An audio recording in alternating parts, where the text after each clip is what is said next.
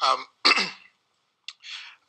I'm going to ask you a question similar to what I asked another judge on Wednesday, because as I listen to the conversation that's going on, I start to wonder, uh, what do I do with the information I have? So this whole conversation about comportment, the way that your responses to the question go, kind of tell me I don't know what to do with that information. There's other information that comes before us. That could potentially point us in a direction, but I don't know what to do with it. And so I asked the judge, if sitting on this side, you got the kind of information that you had, what would you do with it, or how would you look at it? Because I think it's important to get that kind of perspective from you all who are sitting on that side. Maybe it might guide us a little bit. So I guess my question is, um, I don't think that kind of information should simply be thrown out because you don't know exactly what it means. It has to have some kind of meaning, or there's no point to it being part of the process. So, if you could speak a little bit about um, the question that's there about what place should it have. I recognize that you're not sure exactly what those numbers actually mean, but if you could just speak generally about what you think the place of those things should be.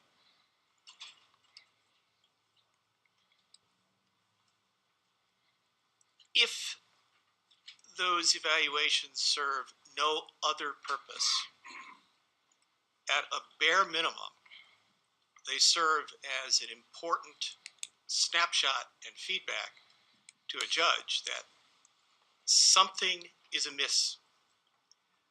Something is not coming through correctly. Either I'm acting in a way I shouldn't be acting, or my actions, even though they may be well intentioned, are being misinterpreted. Um, but nevertheless, I'm not dismissing those evaluations in any way, shape, or form. They have been in the forefront of my mind from the time I opened that envelope and saw those numbers on there. Um, I want to do a good job. I want to be a well respected judge. And I think in many circles I am. Obviously, there's a few people that may not share that opinion. And my question is, well, what do I need to do to convince you that I am a good, well tempered, courteous, and polite judge? Now, what do you do with it? Well, I mean, that's, I think, one of the purposes why I'm sitting here in front of you today, and it isn't just a paper review. I don't think my demeanor on the bench is any different than it is sitting in front of you. Um, I make every effort to be polite and courteous to litigants, including the litigants that society says the habeas corpus petitioners who are they're charged with murder. Um, a lot of society would say, well, why are you being polite to them? I'm being polite to them because they're human beings. They may have done terrible things, but they're still human. And if truth be told, I actually like a lot of these petitioners that come in front of me. They're interesting. They're interesting, sometimes very polite, very intelligent gentlemen. And that doesn't mean I like what they did, but they deserve my respect. And I feel sorry for a great many of them, that they're looking at life in prison and they'll never see anything different. Um, I know that's off the mark. I'm sorry. no, I don't know that there is a mark. What I think this process is to figure out whether we feel as though you should go back to doing the types of things you've been doing, but it's also to I think we have an opportunity with you in front of us to I think as we go, and I'm not suggesting, because I don't know what's in your mind. I'm not suggesting whether you are dismissing uh, this or not. What I'm concerned about is not whether you're dismissing it, but about whether it actually has real meaning. So you don't have to dismiss it for it not to have meaning. If this and some of the other stuff that comes before us uh, if you were actually, if you were someone with bad comportment, uh, who doesn't actually, at the end of the day, have anything to do with whether you get through the process or not, because we don't know some things, because we can't nail some things down, because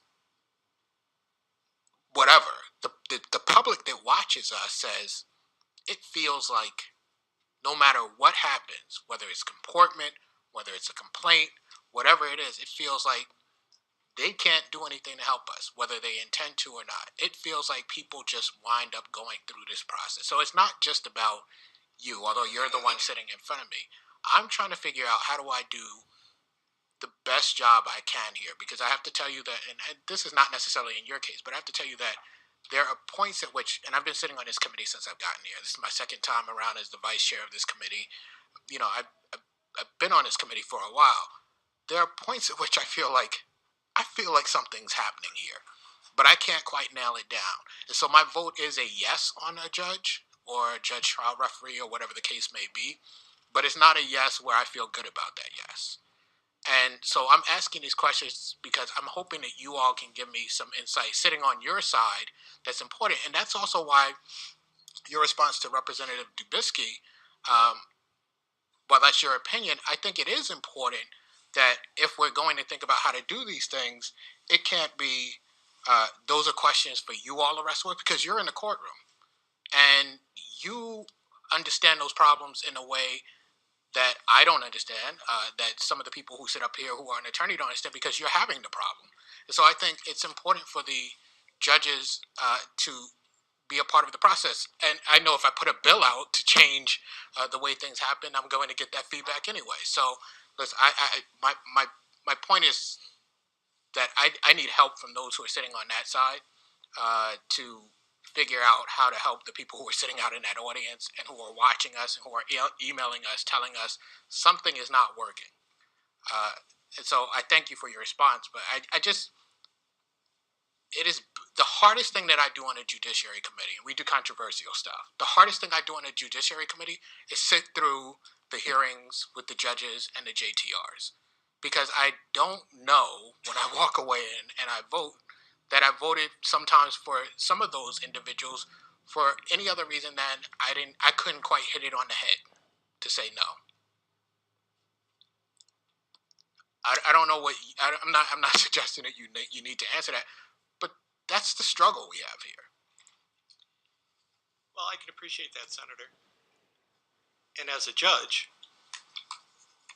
we have to start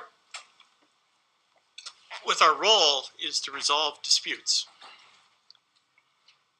And in general, when we resolve a disputed issue, about 50% of the people are not pleased with the decision that comes out as a starter. As a judge, it's not my job to make law. As a trial judge, it's not my job to make law. I had a conversation before I became an administrative law judge with Judge Cavello, who's an old friend of the family. Supreme Court Justice here in Connecticut, Federal District Court Judge, Superior Court Judge for many years.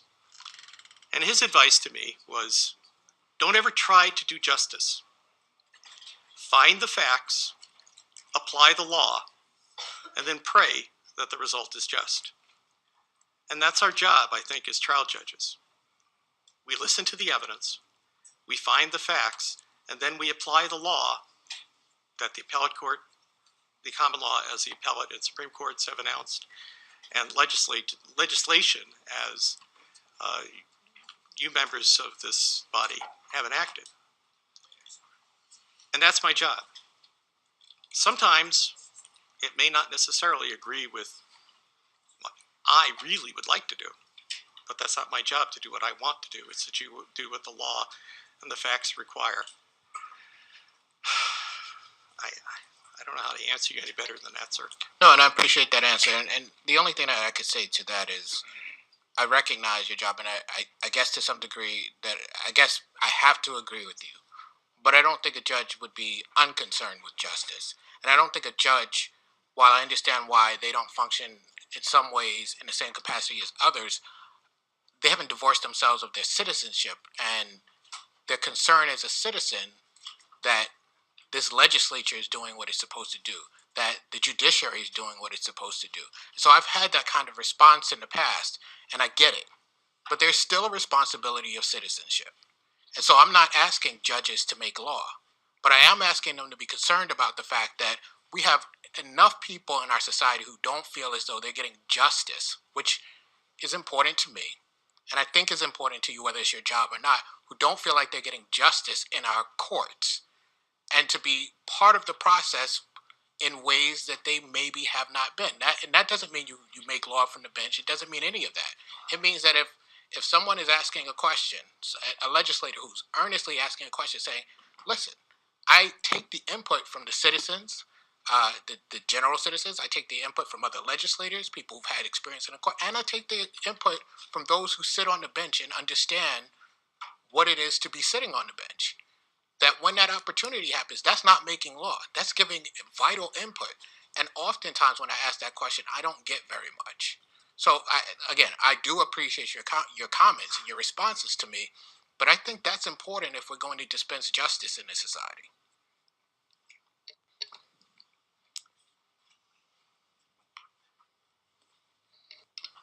Any further questions?